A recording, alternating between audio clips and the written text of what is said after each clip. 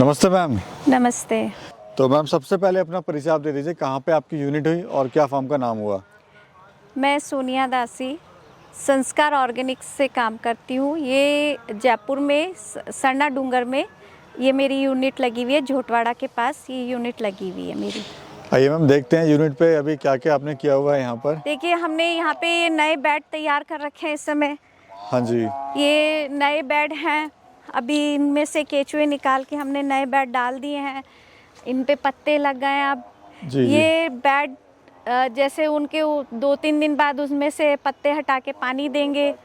पानी देने के बाद इनके पंजा लगेगा, जी छोटा पंजा लगेगा और उसके बाद इसको लूज़ किया जाएगा। ये जो गोबर है, ये जो हार्ड है, इसको बिल्कुल लूज़ किया जाएगा। ये जो चीज़ है, ये हार्डनेस है, इसको लूज़ जी। की जाएगी। अच्छा तो मैं जी जी मैम, मैं देख रहा हूँ जो आपके बेड हैं उसमें ना ही तो कोई पॉलीथीन आपने लगाई हुई है और ना ही किसी तरह का नीचे फर्श है। तो ये तो मतलब ज़ीरो बजट वाला मेथड हो गया, बिल्कुल सस्ते में आप इसको कर रहे हैं। देखिए, एक तो कितने मैं ना 22-23 साल से कर रहे हैं, तो ये ना जो ज़मीन है वैसे ही वो बहुत टाइट हो गई है। और यहाँ पे ज़रूरत ही नहीं है प्लास्टिक लगाने की, क्योंकि जो नीचे का जो हम लोग का गोबर या जो चीज़ होती है वो तो हम कभी लेते ही नहीं है काम में। वो एज इट इज़ रहता है, क्योंकि उसमें वर्म्स रहते हैं तो उसको कभी उठता ही नहीं है, तो मिट्टी तो आती ही नहीं है इसमें।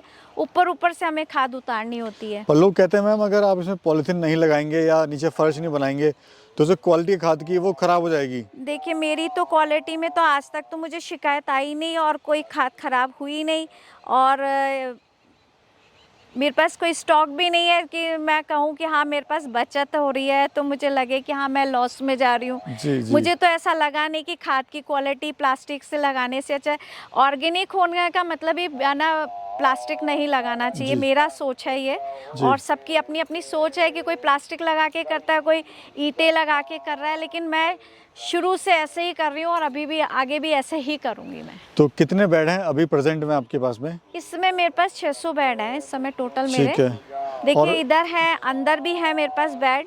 अंदर और भी चलेंगे। जी। मैम ये कितना लंबाई चौड़ाई क्या है इसकी, थोड़ा बताइए इस बेड की। ये देखिए 3 फीट की तो इसकी विड्थ है और ये 15 लेंथ है, 15 फीट की लेंथ है और 1.5 इंच की इसकी हाइट है। ठीक है, आइए मैम इधर आते हैं। ये एक प्लस पॉइंट है मैम यूनिट का कि आपने रास्ता काफ़ी बड़ा छोड़ा हुआ है बीच में, ताकि जो ट्रक वगैरह है, कोई ट्रॉली है गोबर की, वो आराम से आ जाए जी और इधर भी आ जाए और उधर भी आ जाए। जी।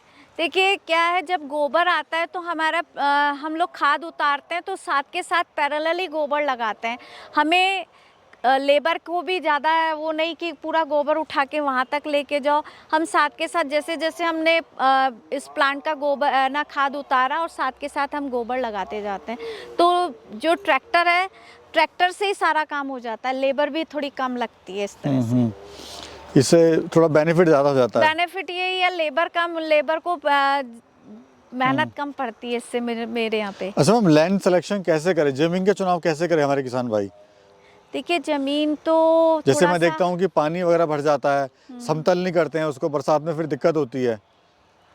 देखिए, ज़मीन तो पहले आपको सीधी करनी ही पड़ेगी, ऊंची नीची नहीं होनी चाहिए, एक लेवल में ज़मीन होनी चाहिए तो ही ज़्यादा बेटर है कि हमारा कहीं पानी नहीं भरे। और हम लोग जो बेड भी बनाए ना तो उस हिसाब से बनाए कि हमारा जो बेड है कि उत्तर दक्षिण की तरफ होना चाहिए। ये इसका एक साइंटिफिक ना इसका वो है कि जो सुबह की सूर्य पूरब से आएगा तो इस साइड के जो पूरब साइड के जो वर्म्स हैं वो अपने पश्चिम की तरफ आ जाते हैं, और जो जब पश्चिम की तरफ सूर्य जाता है तो उधर चले जाएंगे, तो उनको भी बेनिफिट होता है। ये एक बहुत साइंटिफिक लॉजिक से हमने इसके बेड बना रखे हैं। प्रॉफिट कितना ले रहे हैं ऑल ओवर?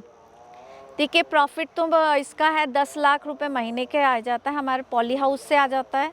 हमने खुद के अपने पॉली हाउस लगा रखे हैं 2, और ये पॉली हाउस से आ जाता है, अर्थवॉर्म से आ जाते हैं और कंपोस्ट खाद से आ जाता है। मैं देख रहा हूँ मैम काफ़ी लोग यहाँ पे आए हुए हैं गरीब, तो ये क्या आप यहाँ पे कर रहे हैं? कुछ आपने ट्रेनिंग वगैरह कुछ प्रोग्राम चलाया हुआ है क्या? मैंने यहाँ पे एक ट्रेनिंग इनको 5 दिन की ट्रेनिंग के लिए लगा रखा है। हर महीने मैं इनको 5 दिन की ट्रेनिंग देती हूँ। जितने भी लोग होते हैं उनका टाइम और डेट फिक्स कर देते हैं, वो अपना रजिस्ट्रेशन करा देते हैं और वो एक दिन पहले यहाँ आ जाते हैं। उनका रहना और खाना यहाँ से फ्री होता है और ये फिर यहाँ पे 5 दिन की पूरी प्रॉपर ट्रेनिंग लेते हैं। ट्रेनिंग लेने के बाद ये हम उनको आखिरी दिन उनके हाथों से सारे काम करवाते हैं। उसके बाद खाद उतरवाना, एक एक चीज़ उनके बयाना उनसे ही करवाते हैं। उसके बाद उनको 5-5 किलो केचुए देते हैं और उनको पूरी लिटरेचर देते हैं कि आप किस तरह से, अगर आपको कोई प्रॉब्लम भी हो तो इसको पढ़ के भी आप काम कर सकते हैं। आइए मैम, देखते हैं यहाँ पे आपने केले के पत्ते भी लगाए हुए हैं जी। कुछ लोग कहते हैं केले के पत्ते जो हैं धूप को बचा नहीं पाते हैं, केचुए को नहीं बचा पाते हैं धूप से। देखिए मैं तो केले के पत्तों से ही काम करा है अभी तक, इतने समय से मैंने तो और कोई यूज़ ही नहीं कर रही हूँ। केले के पत्ते इतने अच्छे हैं क्योंकि ये एक तो रिसाइकिल हो जाते हैं और अगर ये आपके बिल्कुल ड्राई होके हो भी जाता है तो इसमें आयरन होता है। ये आपको खाद में भी यूज़ ले सकते हैं। इसको हम नीचे बिछा देते हैं तो आपका जो प्लास्टिक वाला जो आप बोलते हैं ना प्लास्टिक लगाओ, वो ना लगा के हम केले के पत्ते नीचे लगा देते हैं। तो हमारा दोनों तरह से फ़ायदा है कि केले के पत्ते से हमारे को एक आयरन भी अच्छा मिलता है और नीचे की ज़मीन की मिट्टी भी नहीं आ पाती। दोनों तरह से फ़ायदा है। मैम शुरुआत कैसे करें, कोई वर्मी कंपोस्ट यूनिट की अगर करना चाहता है तो? देखिए वर्मी कंपोस्ट के लिए आप ये कर सकते हैं, आप अगर आपका क्या आपके लगाने का वो है कि बड़ा ना प्लांट लगाना है तो 50 बेड से स्टार्ट कर सकते हैं। अगर आपको छोटे स्केल पे स्टार्ट करना है और एक बार थोड़ा सा ट्रेनिंग लेके करें तो ज़्यादा बेटर होता है।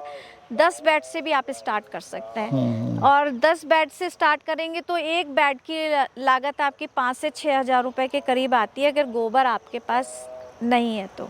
अगर आपके पास खुद का गोबर है तो 2 से 3 हज़ार रुपये तक की लागत में आप अच्छा बेड तैयार कर सकते हैं। केचुआ किस रेट का दे रहे हैं और खाद किस रेट का दे रहे हैं मैम? देखिए 100 रुपये किलो के हिसाब से तो मैं वर्मी कंपोस्ट अर्थवर्म दे रही हूँ और 7 रुपये किलो के हिसाब से मैं वर्मी कंपोस्ट दे रही हूँ ऑल इंडिया में, और ट्रांसपोर्ट अलग है उसमें। मार्केट कैसे बना रहे हैं मैम, कहाँ आप अपना माल सेल कर रहे हैं? बड़ा चैलेंज है, लोग सुनना चाहेंगे क्योंकि कंपटीशन बहुत ही ज़्यादा बढ़ रहा है मार्केट में। देखिए आप चीज़ अच्छी दीजिए, प्रॉपर दीजिए। ऑनलाइन में जिस तरह से बात कहते कुछ हैं करते कुछ हैं, वो ना करें तो आपको बेनिफिट बहुत अच्छा मिलेगा आपको। और एक बार अगर आपसे कोई लेता है और आप उसको प्रॉपर चीज़ देंगे तो वो दोबारा आपके पास ज़रूर आएगा। और ऐसा कोई चैलेंज नहीं है, कोई भी काम करेंगे हर काम में चैलेंज है। आप अपनी ईमानदारी से काम करेंगे तो आपको कोई चैलेंज नहीं करना। अभी कैसा लग रहा है, इतने साल से मैम आप काम कर रहे हैं? जी कभी लगा कि कभी हताश हुए आपकी काम बंद करो और कि काम बेकार है क्योंकि कंपटीशन बढ़ रहा है और जो रेट है वो इसके नहीं मिल पा रहे हैं इतना जो लोग चाहते हैं? नहीं, मुझे तो ऐसा नहीं लगा क्योंकि मैंने इसके साथ पॉली हाउस कर लिया। तो एक अगर काम कम हुआ तो हमने एक पॉली हाउस बना लिया तो पॉली हाउस से हमारा मार्केट बन गया। आज मेरा पॉली हाउस देखते देखते 5-6 पॉली हाउस उस एरिया में बने, वो लोग भी हम मेरे से वर्मी कंपोज ले रहे हैं। तो मुझे तो कहीं चैलेंज भी नहीं लगा और ना हताश हुई, मुझे तो उल्टा बेनिफिट ही हुआ और मुझे अच्छा भी लगा कि मेरे को काम में मुझे अच्छा लगा ये काम। क्योंकि ऑर्गेनिक प्रोडक्ट भी आपने मार्केट में लॉन्च किए हैं अपने? जी ऑर्गेनिक ये हमारी खाद का है। एक तो नीम केक है, हमने नीम केक के साथ हम ऑर्गेनिक वर्मी कंपोस्ट दे रहे हैं। एक नीम ऑयल के साथ दे रहे हैं। सब्जियां ऑर्गेनिक हैं हमारे पास, जितनी भी हमारे पास वेजिटेबल्स हैं या गेहूं है हम सारा ऑर्गेनिक कर रहे हैं यहाँ पर। आंवले हैं, आंवले पूरे ऑर्गेनिक हैं हमारे, और बील के पेड़ लगे हुए हैं। तो जब बील आता है तो बील आप अभी तो कच्चे हैं लेकिन आप उन बील को खाएंगे तो आपको खुद को लगेगा कि ओरिजिनल जो टेस्ट बील का है वो है। आंवले में कोई खटास नहीं है, बिल्कुल मीठा आंवला है। आप एक आंवला तोड़ के खा के देखिए। ये है कि मैम कंपटीशन बढ़ गया लेकिन डिमांड कम नहीं हुई है, नहीं। बस आपको रास्ते थोड़ा चेंज करने पड़ेंगे जी, तभी कंपटीशन है तो थोड़ा तो चेंज करना ही पड़ेगा। आपको नई नई चीज़ें लानी भी पड़ेंगी, कुछ चेंज आपको भी, क्योंकि हर चीज़ चेंज चाहती है। तो चेंज तो आपको हर काम में ही लाना पड़ेगा। आप में खुद में भी चेंज है तो ये तो काम है, तो इसमें भी चेंज करना ही पड़ेगा। क्या कहना चाहते हैं हमारे युवा बेरोजगार साथियों से मैम? आप काम करो, शुरुआत करो, हम लोग आपके साथ हैं। और कहीं आपको ऐसा लगता है कि आप कहीं हार रहे हो तो आप मेरी यूनिट आओ, देखो इस यूनिट को, और अगर आपको लगता है यहाँ से आपको कुछ हमारी हेल्प चाहिए तो मैं पूरी हेल्प करने को तैयार हूँ। चलिए बहुत बहुत धन्यवाद ma'am, thank you so much again, thank you so much.